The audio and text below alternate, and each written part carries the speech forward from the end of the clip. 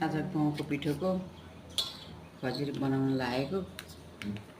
मिठा हालेर मिठाई पानीमा छानेर भिजाएर छान्नमा छानेर मिठालाई मिठा हालेको खजुरी गहुँको पिठोको सुजी मिसाएर गहुँको पिठो र सुजीको हालौँ न।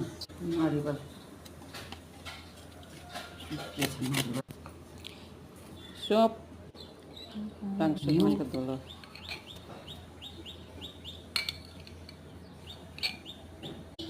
घिउ हाली यहाँ भाइ खजुरीमा जति घिउ बढी भयो उति राम्रो। गहुँको पिठो सुजी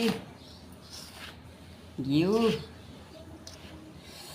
यो चाहिँ मिठा कसैले मिठा भन्छन्, कसैले भेली भन्छन्, कसैले गुड भन्छन्। हामी चाहिँ मिठा भन्छौँ। हामी चाहिँ मिठा भन्यो। मिठा पगालेर पानी हालेर पगालेर छानेको मिठा पनि फोहोर हुँदो रहेछ। त्यसैले छानेर अनि यहाँ हाल्दैछु म। हेर्नु होला हाम्रो अर्कै नयाँ तरिकाको खजुरी बन्दैछ है।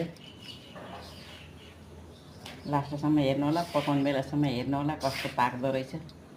यो चाहिँ दुध पनि हालेर मुछ्दैछु।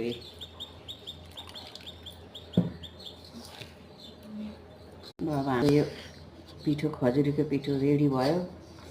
अब आधी घन्टा छोपेर राख्ने हो।